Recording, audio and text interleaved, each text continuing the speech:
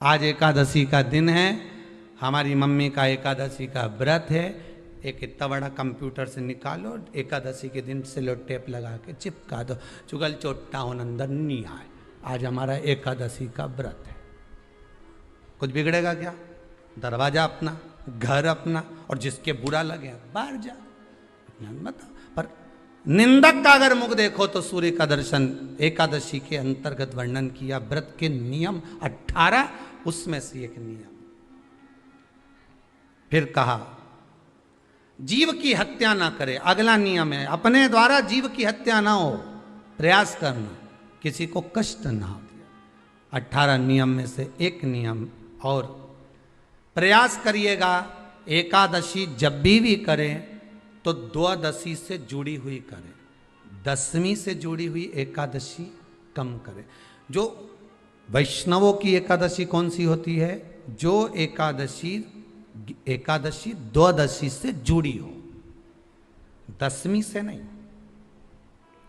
दशमी से जुड़ी हुई एकादशी व्रत कहलाती है, और द्वादशी से जुड़ी हुई एकादशी पुण्य फल प्रदान कर कर वैष्णवों को भगवान के चरण में छोड़ आती है। इसलिए एकादशी द्वादशी से जुड़ी हुई होना चाहिए।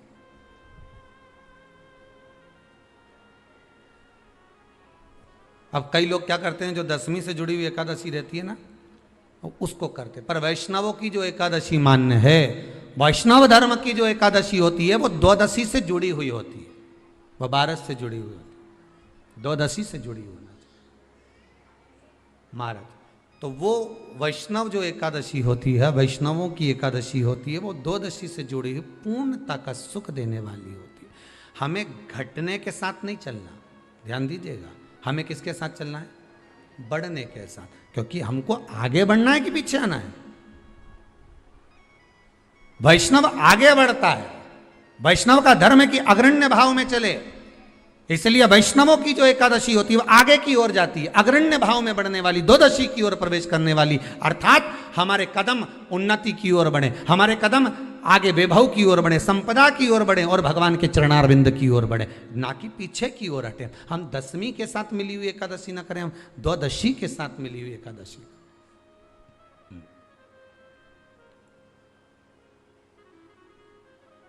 वैष्णव एकादशी। फिर अगला वर्णन किया गया महाराज।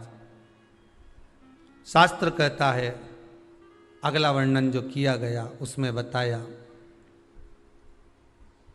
प्रयास करें जिस दिन एकादशी हो उस दिन घर में बुआरी झाड़ू आदि जो लगती है वो दूसरा लगा ले। क्यों? उसका वर्णन है, अगर आप बुआरी लगाएंगे, झाड़ू लगाएंगे, पोछा लगाएंगे, तो हो सकता है कोई जीव आपके हाथ के द्वारा मर जाए। अब एक बार ये कथा हमने काशी में कह दी थी, तो एक अम्मा खड़ी हो गई और उन्होंने कहा, महाराज जी हम तो दोनों ही हैं, और मेरी रे एकादशी, तो मैं पोछा किससे लगूं? अब मैंने कहा अम्मा तू तो रहने दे, तू ही लगा ले। अब हम कह दें कि अब एक तो बोल रहे कि हम घर में दो, और आप कह रहे हो कि जिसका व्रत रहे वो पोछा ना, तो मत लगाओ, छोड़ दो एक दिन, कोई जरूरी है झाड़ू लगा लिया सब पोछा। तो प्रयास करो कि कोई जीव ना मरे, प्रयास करो।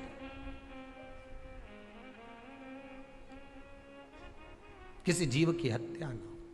जैसे चतुर्थी का व्रत करने वाली जो माताएं होती हैं, जो चतुर्थी का व्रत करती हैं, आज भी चतुर्थी मान्य हो रही होगी, तो चतुर्थी का जो व्रत करने वाली होती हैं, जो चतुर्थी का पूजन करने वाली होती हैं, उनके भीतर का एक भाव होता है कि जैसे ही शाम का समय आए चंद्रदेव का पूजन करें। चंद्र जब प्रकट हो जाए, कलश भर लिया, उसके नीचे आखा दाना रख दिया, चावल गेहूं जो भी आप रखते हो पूजन के लिए, ऊपर पात्र आदि रख दिया, जलाशय, फिर अपन ने घी का दिया लगाकर पूजन भी कर ली। तो जो चतुर्थी का पूजन करने वाली होती हैं, जो चतुर्थी का नियम व्रत धारण करने वाली होती हैं, बड़ी बड़ी चतुर्थियां करती हैं या उसका नियम धारण करती हैं, तो चतुर्थी का जो पूजन करती हैं वो किस चीज के लिए होता है? केवल संतान, पुत्र, परिवार, हमारा कुटुंब, हम जिस कुल में हैं, हमारा कुल वैभव की ओर बढ़े, संपदा की ओर बढ़े, और उसकी आयु बढ़े, उसकी आयु बढ़े। वैभव बढ़े। बहुत ध्यान दीजिएगा महाराज, चतुर्थी की पूजन में जो आप आखा दाना रखते हो, गेहूं वगैरह कुछ भी जो भी रखते हो, उसकी बड़ी महत्वता होती है महाराज।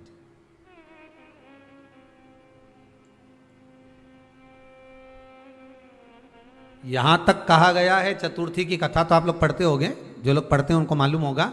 चतुर्थी की कथा में लिखा है, चौथ माता के व्रत में वर्णन किया गया है कि वो आखा दाना जो रखा जाता है, मान लो कोई जरूरी काम होता है तभी आखा दाना को रखा जाता है, संभाल के रखते हैं कि हम इस काम के लिए जा रहे हैं और हमारा ये कार्य सफल होना चाहिए। तो जिसने चतुर्थी का व्रत करा है, जिसने चंद्रदेव का पूजन करा, चतुर्थी का व्रत करा, वो गणेश जी से विनती करके वहां से 2-4 आखा दाना उठा ले, और जो व्यक्ति का काम अटक रहा है अपने ही घर का, पर दूसरे कुल को नहीं देना, अपने ही कुल के अंतर्गत जो काम अटक रहा है उसकी जेब में, उसके पल्लू में उस चीज को रख दिया जाए।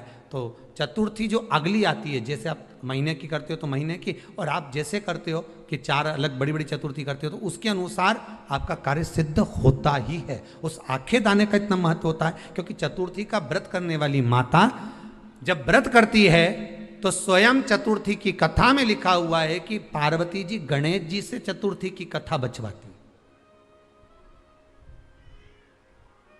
चतुर्थी की कथा बाची किसने थी? स्वयं गणेश जी महाराज ने। और सुनी किसने थी? माता पार्वती। बाचने वाले गणेश जी थे, सुनने वाली माता पार्वती थी। तो चतुर्थी की कथा जब होती है तो उसको स्वयं गणेश जी बाच रहे हैं, तो व्रत कौन सुन रही है? माता पार्वती। और आपने जो आखा दाना लिया वो गणेश जी के भाव से लिया, गणेश जी से निवेदन करके, विनय करके, प्रार्थना कर कर उसको प्राप्त किया, आपने उसको लिया।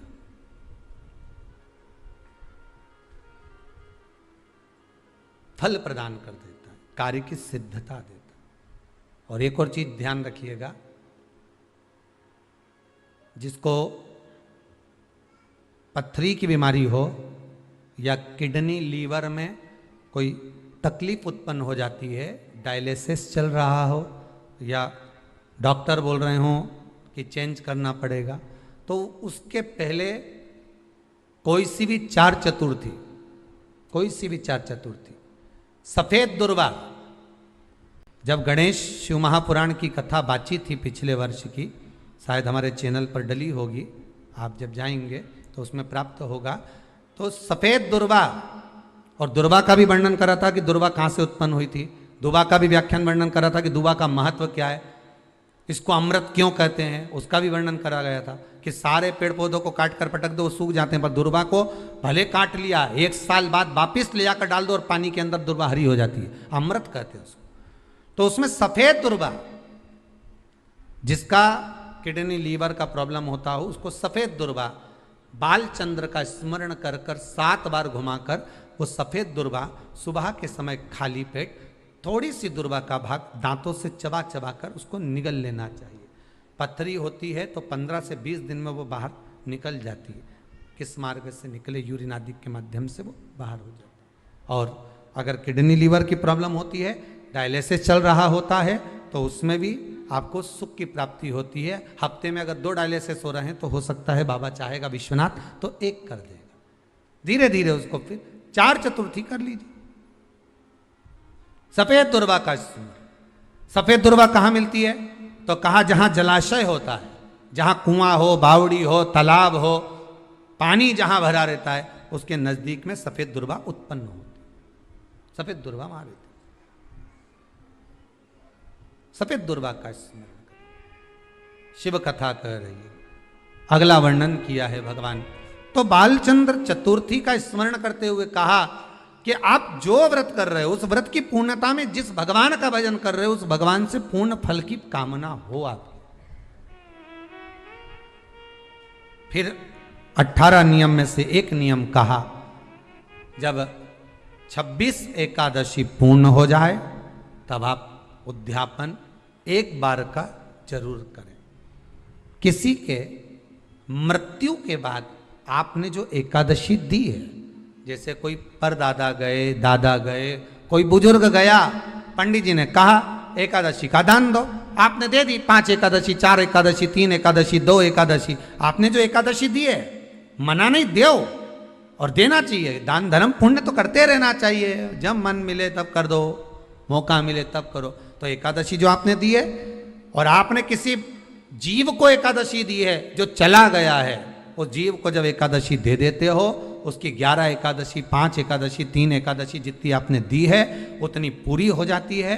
उसके बाद में एकादशी का एक व्रत नहीं रखना चाहिए, उसके बाद फिर अगला एकादशी का व्रत धारण करना चाहिए, वापिस फिर पुनः। तो क्या करोगे उस दिन? जिस दिन आपने एकादशी जीव को दे दी, 5 एकादशी दी, तो छठी एकादशी पे क्या करोगे उसको? ये नहीं कि आपको अन्न खाना है, आपको व्रत नहीं रखना, पर आपको अन्न का सेवन नहीं करना। उस दिन दूध की सामग्री, कोई फ्रूट्स, कोई फल आपको उस दिन ग्रहण कर लेना। पर आपको ये नहीं करना है कि हमने तो एकादशी करी ही नहीं है आज, तो हम अन्न खा लेंगे। नहीं, कथा में वर्णन आया था, कल कथा में कहा था, मुर को जब मारने का समय आया, पाप सामने आ गया, भगवान ने उस पाप को किस में ले जाकर छोड़ा? पाप पुरुष को अन्न के भीतर। पाप पुरुष कहां गया? अन्न के भीतर। एकादशी के दिन एक दिन पाप पुरुष अन्न के भीतर रहता। एकादशी का अगला वर्णन ध्यान से सुनिएगा। मान लो आपने एकादशी का उद्यापन में बाद में करूं नहीं करूं, श्वास का कोई भरोसा है? बोलो तो, है क्या कोई भरोसा? नहीं। श्वास रुक जाएगी चलते चलते, शम्मा बुझ जाएगी जलते जलते, दम निकल जाएगा रोशनी का, क्या भरोसा है इस जिंदगी का? कोई भरोसा है कि आप 26 एकादशी पूरी कर पाओगे? नहीं, किसी ने देखा हो तो बात दूसरी। एक बार वो युधिष्ठिर के सामने कोई मांगने के लिए, एक दरवाजे पर कोई दान मांगने के लिए आ गया युधिष्ठिर के पास, और युधिष्ठिर ने कह दिया, महाराजा युधिष्ठिर बोले कल आकर ले जाना, कल आओ ले जाओ। भीम ने एक ढोल उठाया और बजाना प्रारंभ करा, और साहब बजाया कि सारे लोग इकट्ठे हो गए। सबने पूछा हुआ क्या भीम, कौन सी खुशी की बात है, बात क्या है? तो भीम बोले मेरे भैया ने काल को जीत लिया। काल को जीत लिया मतलब मेरे भैया बोले कि कल आ जाना, हम तुमको दान दे देंगे। मतलब मेरे भैया जानते हैं कि कल तक मरेंगे नहीं, प्राण नहीं छूटेगा, मतलब इन्हें काल को जीता। ये समझ वाली बात है। आप हो, हम हो, कोई भी संसार का मनुष्य काल को नहीं जीता। जन्म मरण परण 3 भगवान के हाथ में है। डॉक्टर ने कह दिया इतनी तारीख तक बच्चा होगा, मालूम पड़े आगे पीछे कभी भी हो जावे, 15 दिन पहले, 8 दिन बाद, 4 दिन पहले, ये तो भगवान क्या कहा, इसको ले जाओ, अंतिम सांसें चल रही है, मर जाएगी कुछ दिन में। मालूम पड़ा घर लिया है, 6 महीना हो गया, 5 बार तो नीचे सुला दिया, गोबर लीप के डुकरिया, फिर जिंदा हो गई वापिस। 4 बार तो फोन लगा के पूछ लिया कौन सा पाठ सुना दें कि निपट जाए, बिस्तर पे सड़ गई। भगवान भी कह रहा है मई रखो, शिव पुराण नहीं सुनी, मई रखो। क्या करोगे लाकर? परण पत्रिका देखकर कह दिया दूसरे महीने में ब्याह हो जाएगा। मालूम पड़े बीच में लॉकडाउन फंस गया, 1 साल तो यूं ही निकल गया। अब फिर पंडित जी से कहा, आपने तो कहा था 2 महीने में हो जाएगा। पंडित जी बोले लॉकडाउन भी तो आ गया था, क्या करें?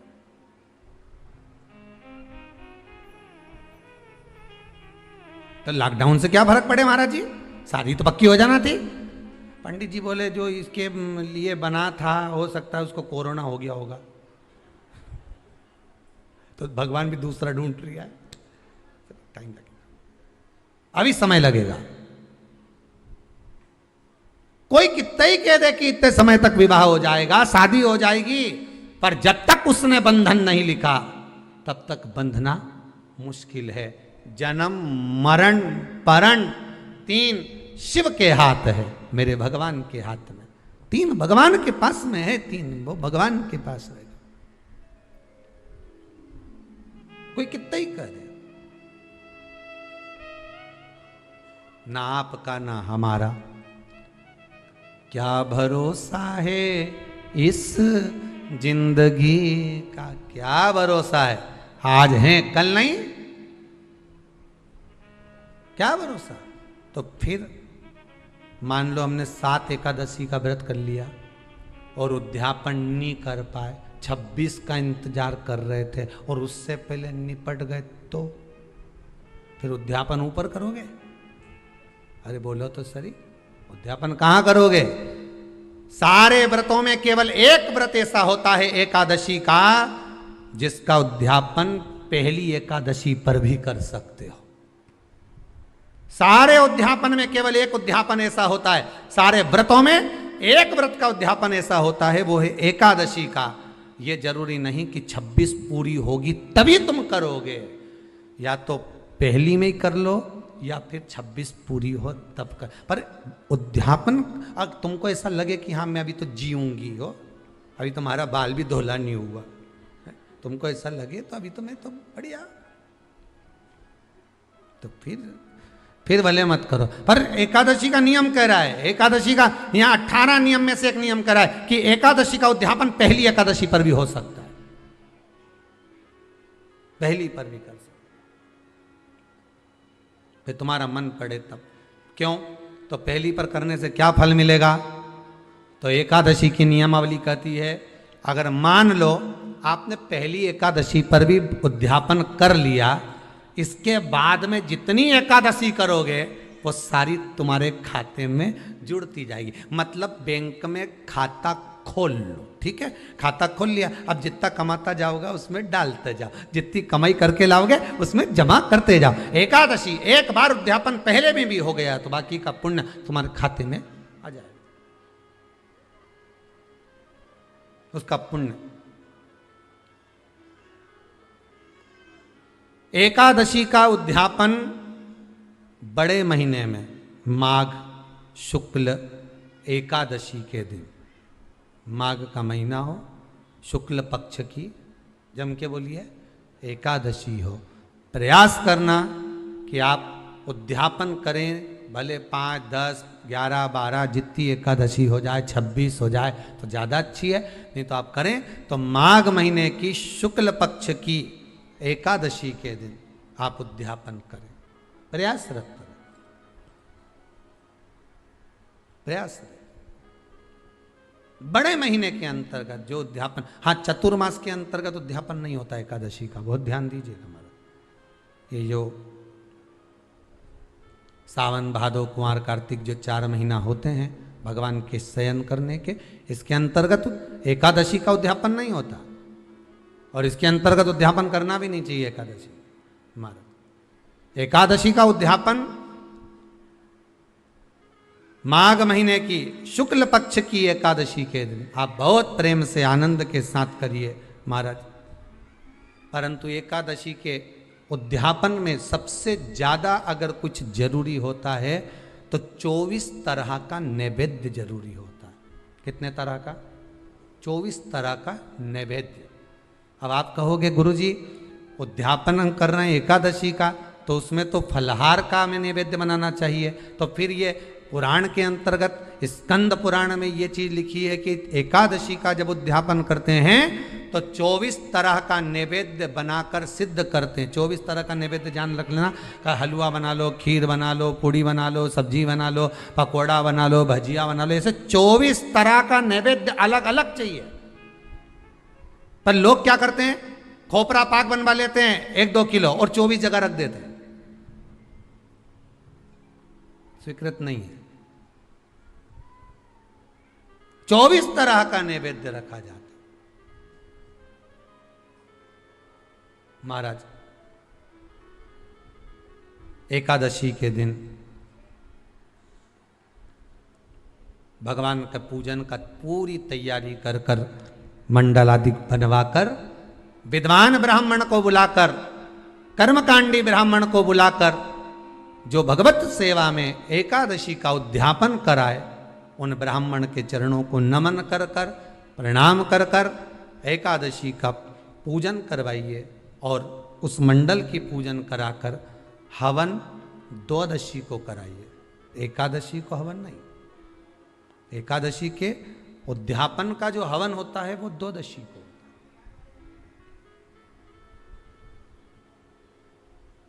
एकादशी का उद्यापन द्वादशी का बड़े प्रेम से आप खूब आनंद से हवन पूजन कराओ। पूजन कराने के बाद, हवन कराने के बाद 26 जोड़े ब्राह्मण ब्राह्मणी के बुलाकर भोजन कराकर उनको भाव से जो आप समर्पित कर सकते हो, जितनी आपकी सामर्थ्यता हो, उस सामर्थ्यता के अनुसार आप दान धर्म पुण्य करो, आप उन्हें प्रदान करो। और बन सके तो एकादशी की रात्रि को भी जागरण करें और द्वादशी के दिन जिस दिन हवन करें उसकी भी रात्रि को कुछ जागरण करें। जागरण का मतलब पहले भी कथा में कहा, प्रदोष की कथा में वर्णन किया था। हम ये नहीं कहते कि तुम पूरी रात जगो, हमारा तो निवेदन है 15 मिनट का करो, आधे घंटे का करो, 20 मिनट का करो, पर रात्रि के समय थोड़ी देर अगर एकादशी का उद्यापन कर रहे हो तो जागरण थोड़ी सी देर अवश्य करें। नहीं कर सकते अकेले बैठकर राम नाम जप लें, भजन कर लें, पर करो।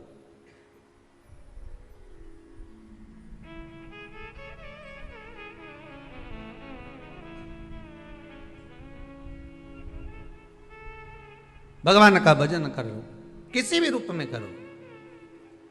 देश है मंगल मंगलकारी, अवधूत रूप निराला हो,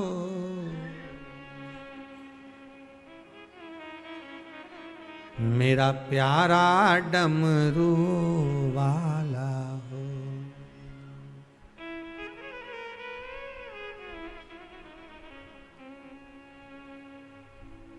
भगवान शिव का जिस भाव से, जिस आनंद में करे, भजन करो। धीमा बजाओ भोलानाथ डमरू, धीमा बजाओ, धीमा बजाओ भोलानाथ डमरू, धीमा बजाओ। ओ धीमा बजाओ भोलानाथ डमरू, धीमा बजाओ, धीमा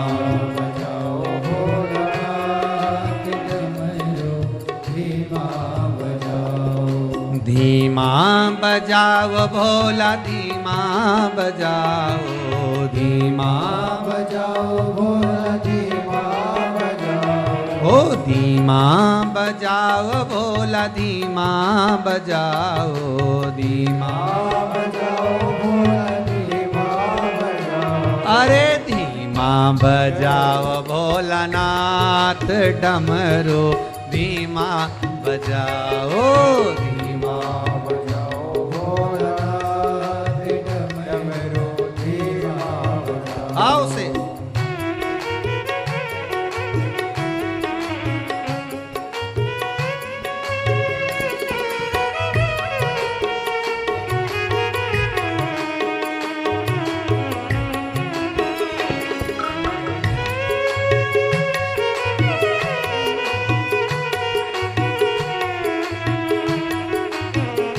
हर भोले।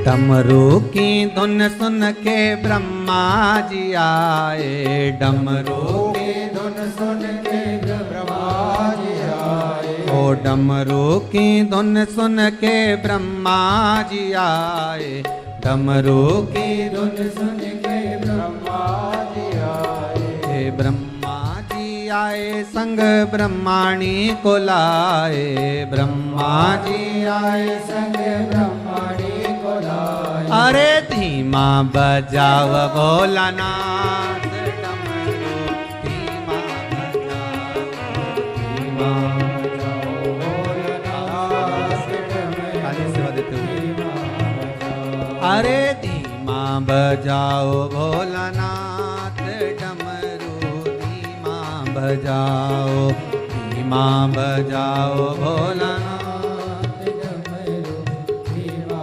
बजाओ। बड़े भाव से, बड़े आनंद के साथ ताली सेवा देते हुए जितने भी आस्था चैनल पर कथा को श्रवण कर रहे हैं, दोनों हाथों से बड़े प्रेम से आनंद के साथ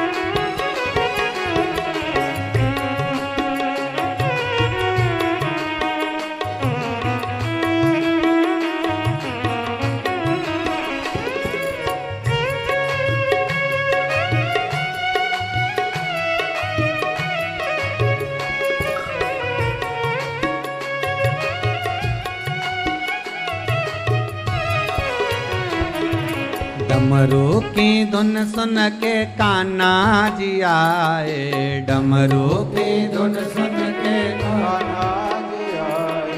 कान्हा जी आए संग राधा को लाए, कान्हा जी आए संग राधा को लाए। अरे धीमा बजाओ भोलानाथ डमरू, धीमा बजाओ, धीमा बजाओ भोलानाथ।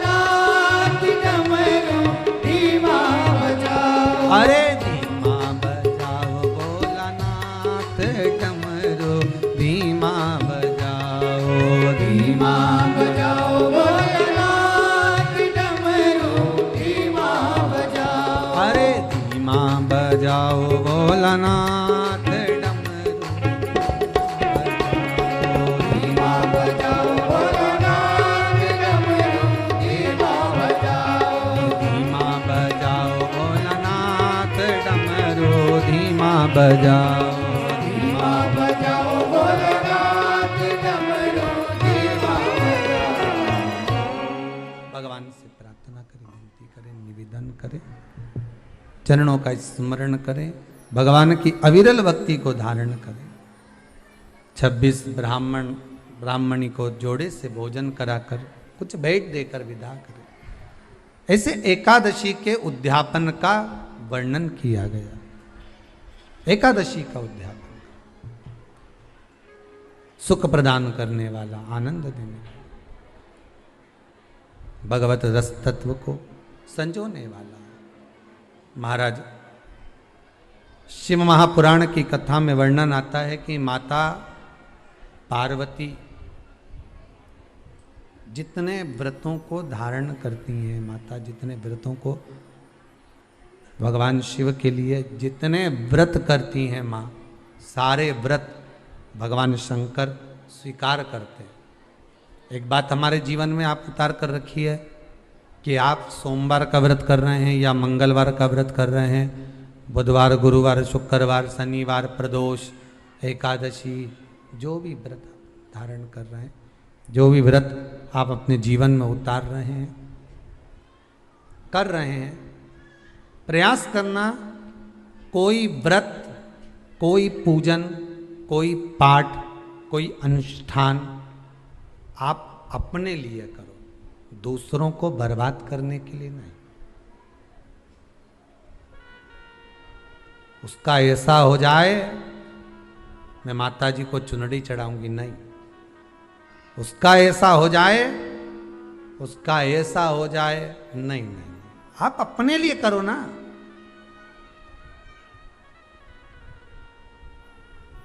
सर्वे भवन्तु सुखी।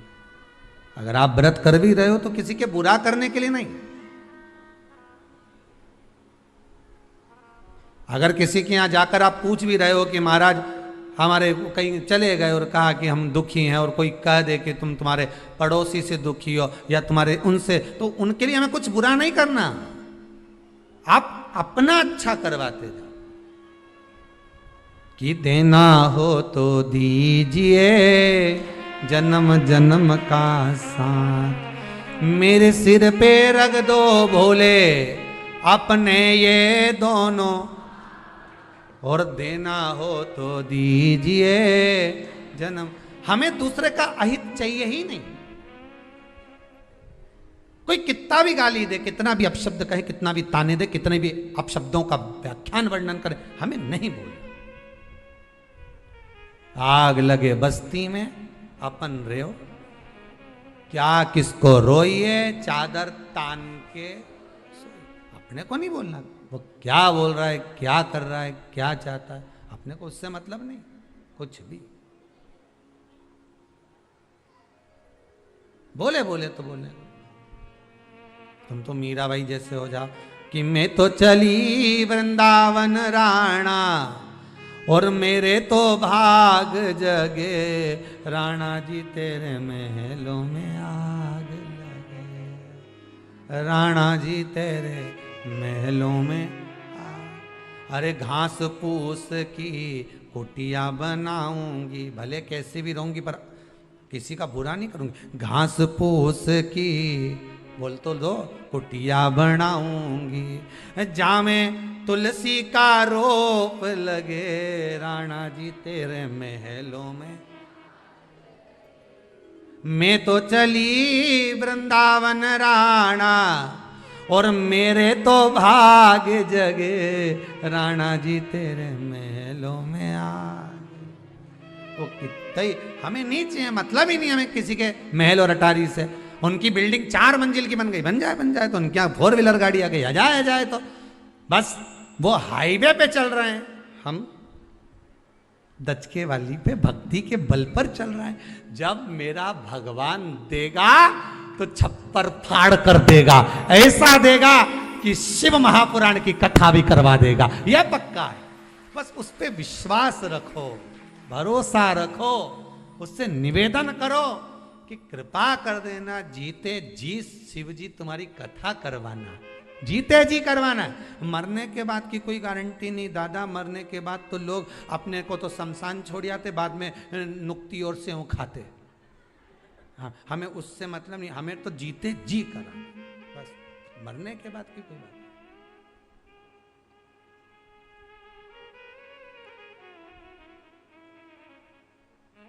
आप तो बस कृपा कर दो भोलानाथ।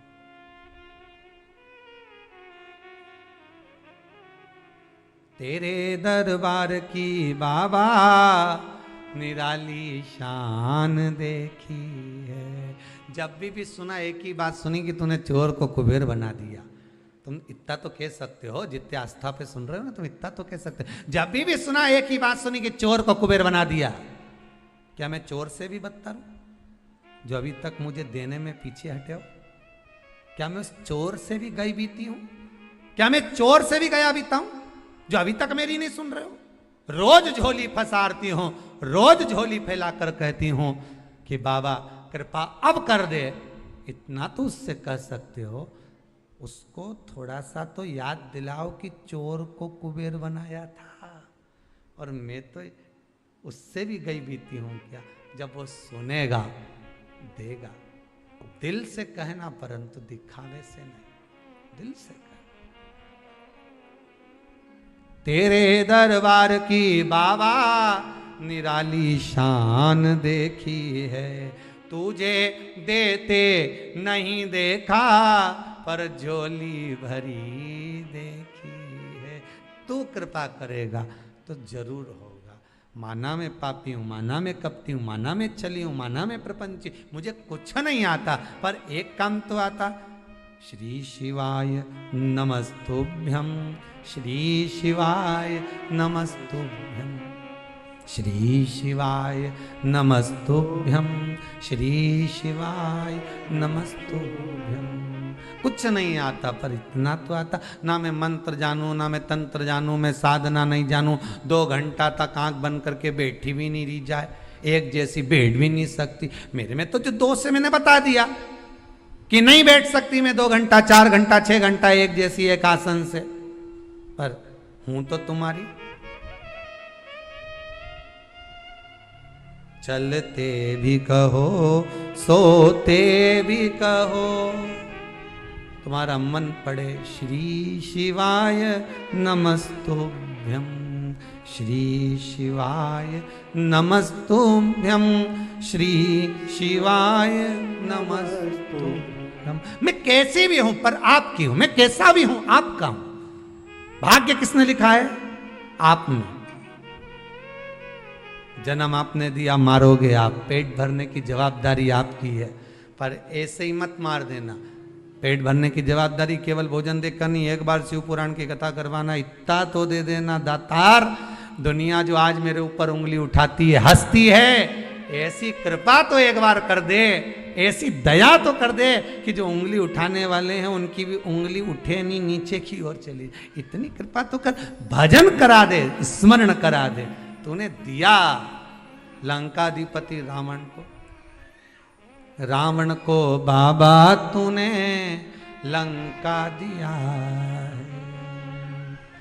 भस्मासुर को तूने कंकण दिया है, उसी ने तेरा पीछा किया भोले बाबा, शंभू बाबा, भोले बाबा, बमा बम भोले शंकर, गले में नाग भयंकर, बमा बम भोले शंकर, गले में नाग भयंकर, बमा बम भोले शंकर, गले में नाग भयंकर, बमा बम भोले शंकर, गले में नाग भयंकर। विपदा हमारी हर लो त्रिपुरारी भोले बाबा, विपदा हमारी हर लो त्रिपुरारी भोले बाबा, विपदा हमारी हर लो त्रिपुरारी भोले बाबा, विपदा हमारी हर लो त्रिपुरारी भोले बाबा, बमा बम भोले शंकर, गले में नाग भयंकर, बमा बम भोले शंकर, गले में नाग भयंकर, बमा बम भोले शंकर, गले में नाग भयंकर, बमा बम भोले शंकर, गले में नाग भयंकर। रावण को बाबा तूने लंका दिया है, रावण को भस्मासुर को तूने कंकण दिया है, भस्मासुर को तूने कंकण दिया है, उसी ने तेरा पीछा किया रे भोले बाबा, उसी ने तेरा पीछा किया ओ भोले बाबा, भोले बाबा, शंभू बाबा, बमा बम भोले शंकर, गले में नाग भयंकर, बमा बम भोले शंकर, गले में नाग भयंकर। हर हर आज की कथा को यहीं विराम देते हुए बड़े भाव से कल कथा में प्रवेश करेंगे। अहोई आठे अष्टमी, बलराम छठ, छठ की पूजन, हर छठ की पूजन, हर छठ का व्रत, अहोई आठे का व्रत और तीज का व्रत कल की कथा में लेते हुए आगे बढ़ेंगे। हर हर महादेव।